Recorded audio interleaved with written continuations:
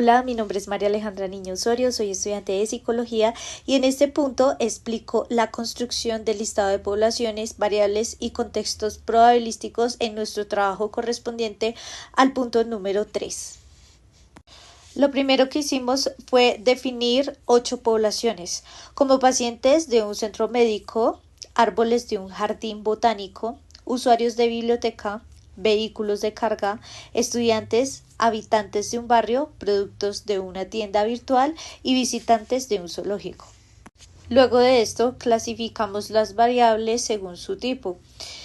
Nominales como el tipo de libro o la marca de un vehículo, ordinales como el nivel de satisfacción o la intensidad de un dolor, discretas, por ejemplo, el número de compras al mes, continuas como el peso de un producto o el tiempo de atención.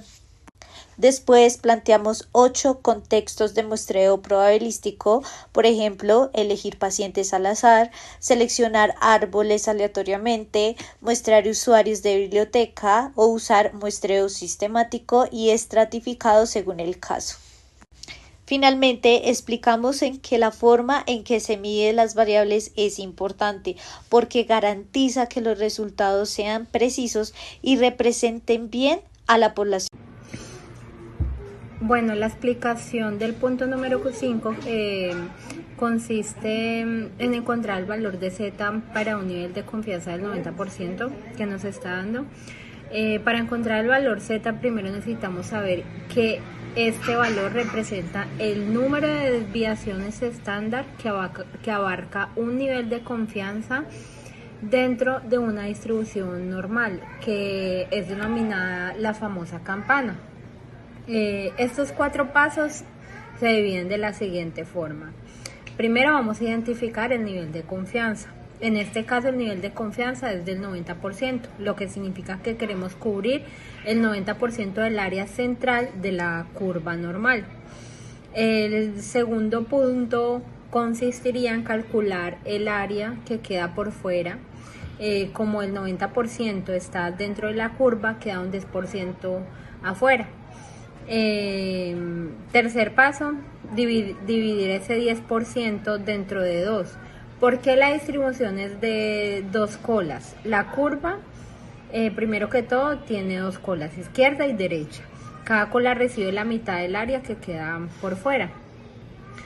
Y cuarto, buscar el valor acumulado en la tabla Z. El valor Z se obtiene buscando en la tabla Z el número cuya área acumulada sea 1 menos 0.5, que eso nos da 0.95. En la tabla del valor que corresponde a un área acumulada de 0.95 es aproximadamente 1.64. Z igual más o menos 1.64.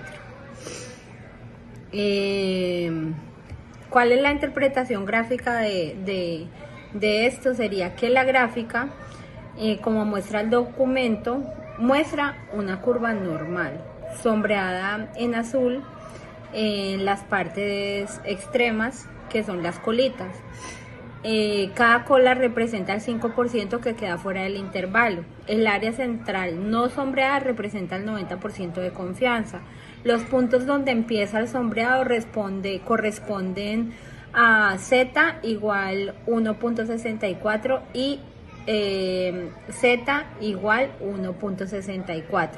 Esto significa que si escogemos un nivel de confianza del 90%, nuestros valores relevantes están entre 1.64 y menos 1.64, perdón, y más 1.64 desviación estándar.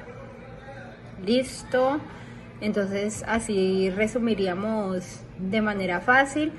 Ya saben, primero encontrar el valor Z o nivel de confianza del 90%. Primer paso, restamos 1 menos 0,90 y obtenemos el 0,10 que queda por fuera de la curva. Luego dividimos ese 0,10 entre 2 porque la distribución es simétrica y cada cola queda con 0.05. Después buscamos en la tabla Z el valor que corresponde al área acumulada de 0.95, ya que es 1 menos a ese 0.05. La tabla nos da un valor crítico de más o menos 1.64. En la gráfica se ve como el 90% está en el centro de la curva y en los extremos del sombreado se marcan esos valores de Z. Buenas tardes, mi nombre es Juliet Vallejo y del taller de Estadística Inferencial me toca exponer el punto número 10. Este punto nos pide resolver una situación puntual. Dice, la administración del recaudo de una empresa de transporte masivo tiene conocimiento de que moviliza alrededor de 150.000 usuarios actualmente y requiere determinar la proporción de usuarios que cuentan con una tarjeta personalizada. Si se sabe que en años anteriores se contaba con una proporción del 72% de usuarios con una tarjeta personalizada, con una aproximación de más o menos el 4% de la proporción verdadera y un nivel de confianza del 94%. Nos piden establecer el tamaño de la muestra y explicar por qué es necesario estimar el tamaño de la muestra para una población de estudio relativamente grande. Lo primero que vamos a hacer en este ejercicio es determinar el tamaño de la muestra, teniendo en cuenta la proporción del 94% de confianza. Se parte del dato histórico de los valores de P, Q, Z y E, donde P vale 0.72, que es la proporción estimada de usuarios con tarjeta personalizada, y se define Q, que vendría siendo 1 menos P, que es el valor de 0.72, nos quedaría el valor de Q por 0.28.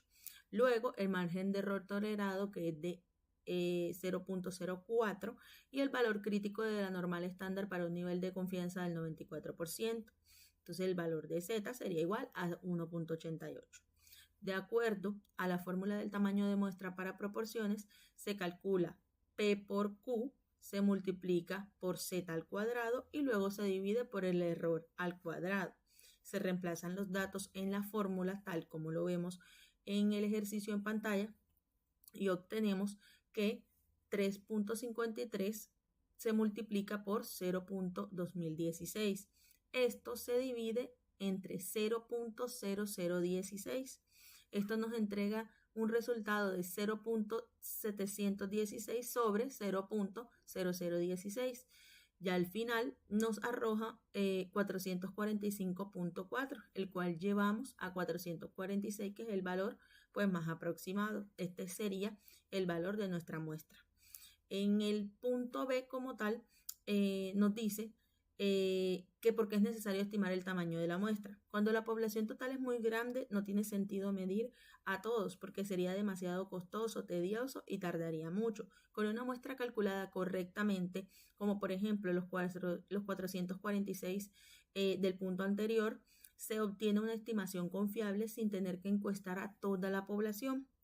Una muestra bien diseñada representa adecuadamente el total y permite sacar conclusiones sin medir a los 150.000 usuarios totales.